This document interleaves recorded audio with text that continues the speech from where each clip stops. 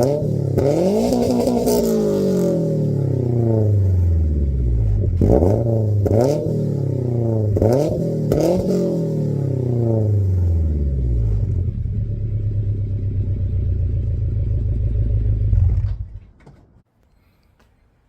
it going, guys? That is correct. You heard my 2022 Subaru BRZ Limited with the successfully installed PLM catted headers. And it's, oh God, I just love it. It's just what I was looking for sound-wise. You know, it actually was pretty straightforward. Excuse me.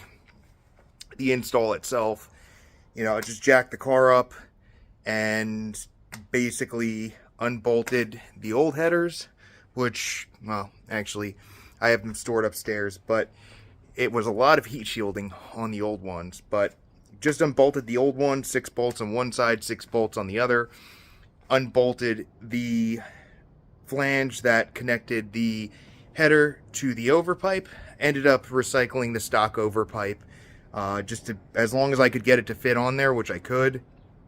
Didn't worry about it, and just kind of made sure that everything was bolted up nice and tight. There were no gaps. Couldn't find any exhaust leaks that were obvious. Biggest concern was at the overpipe, because that was kind of a tight fit. I ended up unbolting the connection for the overpipe to the catback just to give me a little bit more wiggle room, and that actually worked out real well. But no check engine light. Installed the O2 spacer, and there was no issue there. I've driven it about 100 miles now, and I haven't had any check engine light, so fingers crossed we're in the clear.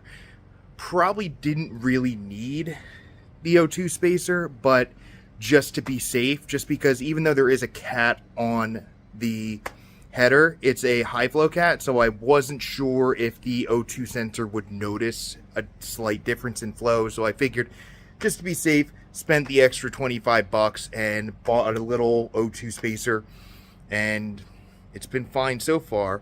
The only issue, or hiccup I should say, that I had, and I'll show, is, I'm not sure if you can see it, but yeah, you can see it. So I have the skid plate spaced out and dropped a little bit in the front. So the issue I ran into was that the headers, and I'm guessing it's because of the cat,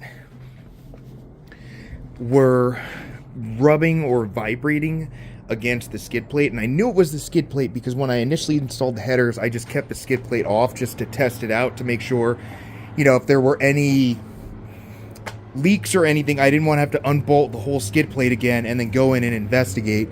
But noticed there were no leaks, so I put the skid plate back on, and I heard a lot of clanking and vibrating and rattling, and it was the skid plate, because I took it back off, drove it around, no noise, put the skid plate back on again, there was noise. So I just ended up running without the skid plate until like Wednesday, and then I found some spacers, and my neighbor's making a lot of noise. I apologize. Actually, you know what we'll do here?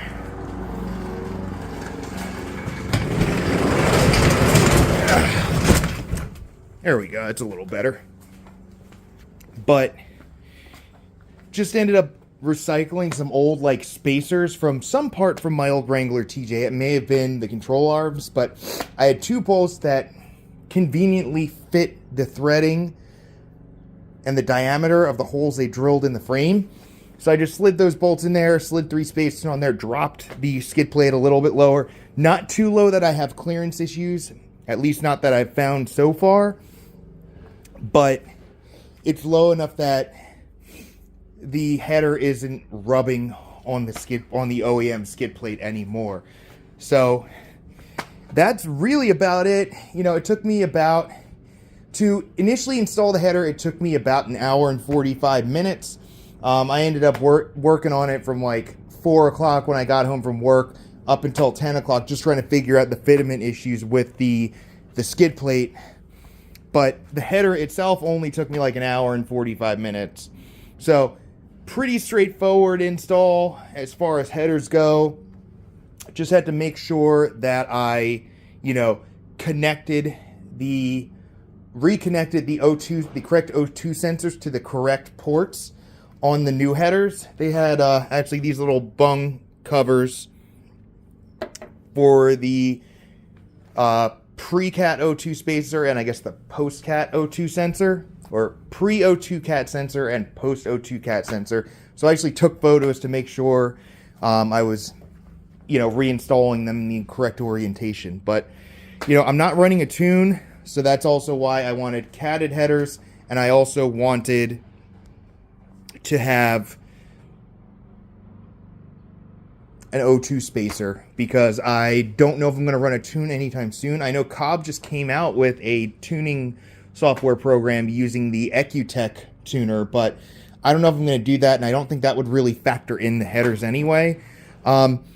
No tangible evidence it increased or decreased horsepower. My butt dyno says it increased it. I actually just took it out for a drive into the outskirts of Philadelphia, actually more towards the outskirts of the boonies in Pennsylvania, and I was driving it real spiritedly, and it just, windows are down because it's 60 degrees out, and oh, that rumble, man. If you think the startup and the revs sounded good, you got to hear it when you're driving. And I'll probably try and take some shots of some flybys or whatever in the future, but for now, the revs will have to do.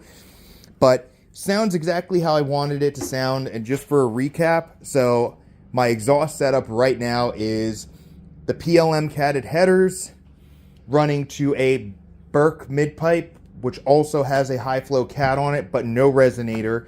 And then towards the back, I have my MBRP, or sorry, not MBRP, that was my Mustang, MXP Comp RS catback exhaust. So it has a nice deep rumble. It's very low and bassy. It's perfect.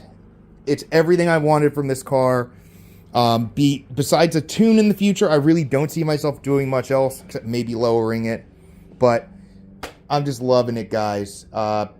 This is a really awesome win for me. I've never installed anything like that on a car. I know it may not, if you're automotively savvy, it may not seem a lot, but to me, that's the most intensive install I ever did that was just successful right off the bat.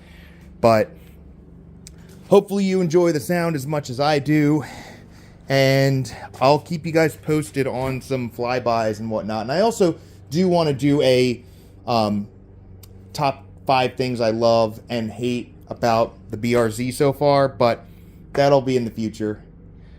Alright guys, well, that's it for now. Take care.